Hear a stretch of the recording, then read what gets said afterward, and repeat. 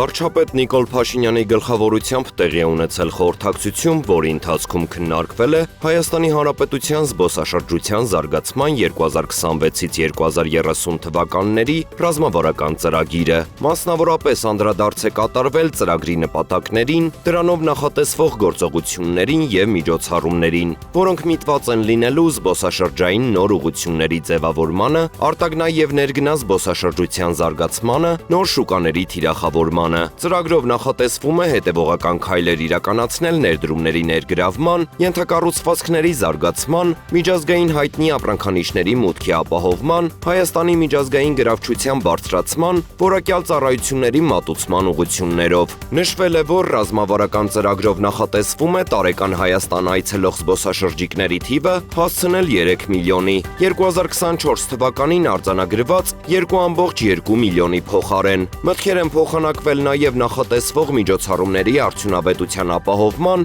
ինչպես նաև զբոսաշրջային բնագավառի հիմնախնդիրների և դրանց լուծման հնարավորությունների շուրջ։ Քննարկման արդյունքներով Հայաստանի Հանրապետության զբոսաշրջության զարգացման 2026-ից 2030 թվականների ռազմավարական ծրագիրը կներկայացվի կառավարության հաստատմանը։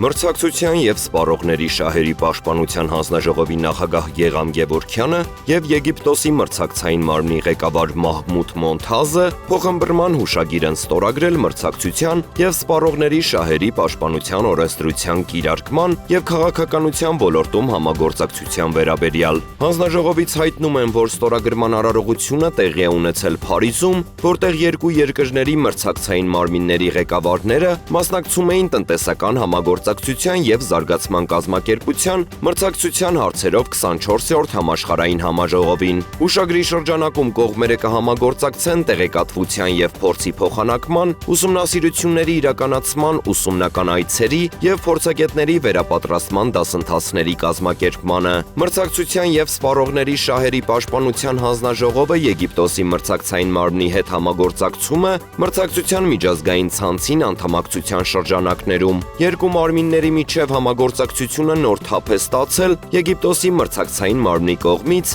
մրցակցության շահերի պաշտպանություն աշխատանքային խմբի նախագահությունը ստանձնելուց հետո, որի անդամ է հանդիսանում նաև Հայաստանի մրցակցային մարմինը։ Հայաստանի Հանրապետության քննչական կոմիտեի Երևան քաղաքի քննչական վարչության, Ավան և Նոր-Նորք վարչական շրջանների քննչական բաժնում քննվող քրեական վարույթի նախաքննության ընթացքում պարզվել է, որ շինանյութի մանրածախ վաճառքով զբաղվող ընկերությունը 2024 թվականի փետրվարից մինչև հոկտեմբերն ընկած ժամանակահատվածում հարկային միասնական հաշվարկներում պակաս է հայտարարագրել իրացման շրջանառությունը, որի հետևանքով պետությանը պատճառվել է խոշոր չափերի վնաս։ Այս մասին հայտնել է Հայաստանի Հանրապետության քննչական կոմիտեն։ Նախաքննության ընթացքում կատարված վարութային և ապացուցողական գործողությունների արդյունքում վերականգնվել է պետությանը պատճառված 11 միլիոն 947 հազար 301 ՀՀ դրամի վնասը։